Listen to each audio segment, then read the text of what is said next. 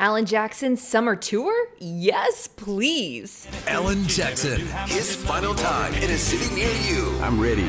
Are you? Wait, what's that? Alan is retiring? And this is one last call that you don't want to miss. Yes, I get that, but what's this about the final time? Hang tight, we'll sort all of this out.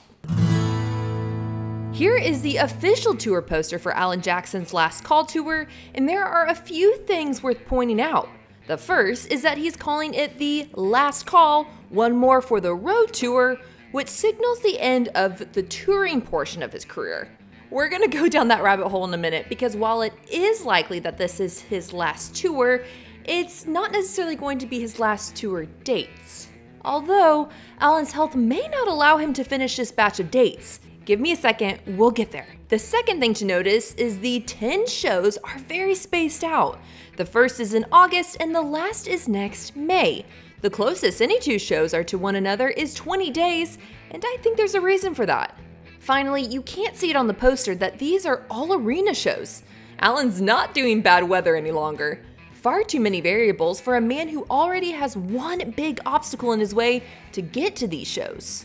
If the tour name sounds familiar, it's because it's an extension of his Last Call, One More for the Road tour in 2020.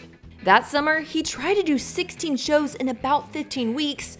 Y'all, it did not go great. His August show in Savannah was pushed to late August for health reasons.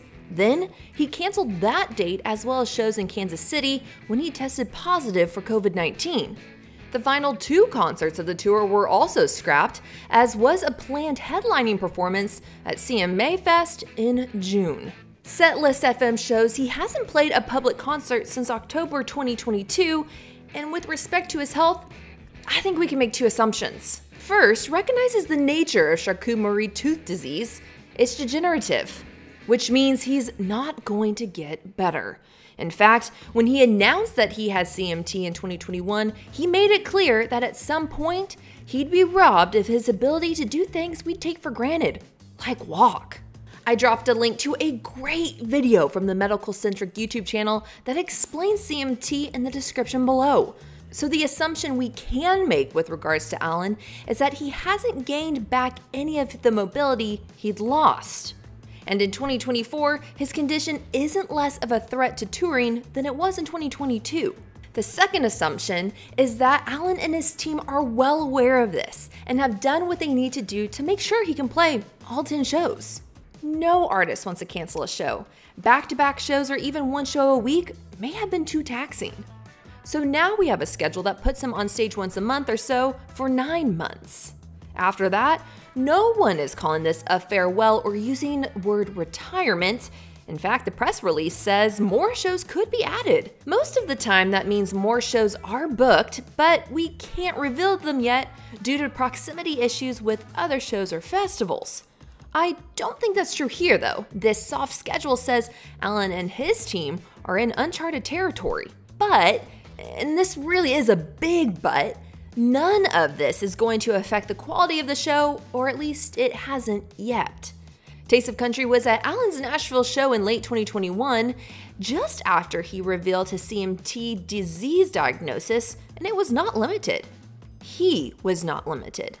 Sure, he stood against a stand a bit more, but he still connected with a sold-out crowd that loved him. Like Jimmy Buffett, he's transcending generations. So you get the older fans in the front rows and the rowdy 20-somethings in the cheap seats. It's a great dynamic to listen to hit after hit after hit. His voice is still pure and he's still one of the best country storytellers around. Appreciate this tour for what it is. A potential final chance to see a legend who has played nearly 200 concerts for nearly 8 million fans in his 35-year career. I'm Addison Hager for Taste of Country. Y'all, thanks for watching, and as always, thanks for subscribing.